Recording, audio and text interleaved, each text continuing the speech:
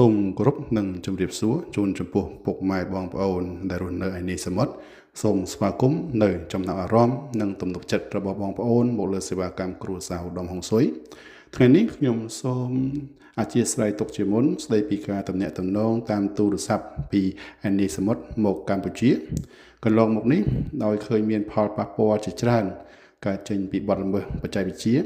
ដែលបណ្ដាលឲ្យមានគម្លាតក្នុងការប្រស័យទំនាក់ទំនងបងប្អូនយើងនៅឯនេះសមុទ្រដោយមិនបានទូលំទូលាយហើយក៏មានបងប្អូនខ្លះគាត់រាន់មកថាខលទៅលោកគ្រូចូលហើយមិនលើក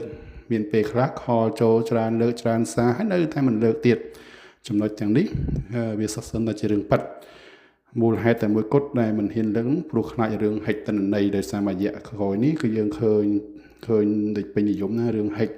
គ្រប់បែបយ៉ាងអញ្ចឹងផលប៉ះពាល់ទាំងអស់នេះអ្វីដែលខ្ញុំអាចប្រកាសបានខ្ញុំព្យាយាមនៅប្រកាសចង់និយាយអញ្ចឹងណាឥឡូវនេះគ្រួសារឧត្តមហុងស៊ុយក៏សូមនៅកំណត់ចេញនៅវិធីសាស្ត្រទំនាក់ទំនងដ៏មានប្រសិទ្ធភាពមួយ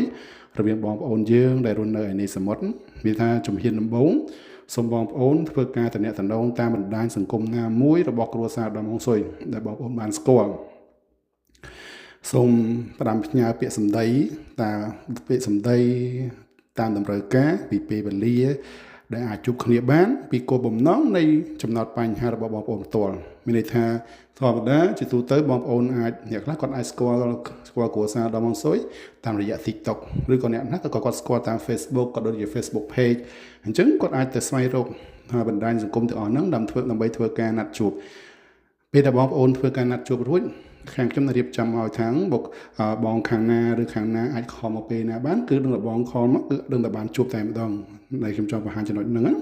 ហើយចឹងតាក់ទងនឹងបណ្ដាញសង្គមដែលយើងកំណត់ចេញក្នុងការប្រស័យតាក់ទងជាទូទៅនេះមាន3ទី1គឺ TikTok ដែលមានឈ្មោះថា Master សាយប៊ុនគួងផ្ទាល់នឹងលើ TikTok តែម្ដងមួយទៀតនៅលើ Facebook ដែលមានឈ្មោះខ្មែរដែលថាគ្រួសារឧត្តមហុងស៊ុយហើយមួយទៀតគឺនៅលើ Facebook Page ដែលមានឈ្មោះថាគ្រួសារឧត្តមហុងស៊ុយ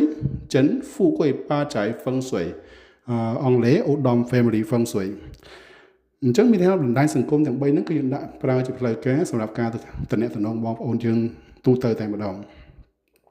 ហើយជាចុងក្រោយនេះខ្ញុំក៏សូមខន្តីអភ័យទោសផងដែររាល់ការខកខានមិនបានលើកទូរស័ព្ទរបស់ពុកម៉ែបងប្អូនកូនក្មួយដែលបានខលមកសូមអរគុណនិងសូមគោរពលា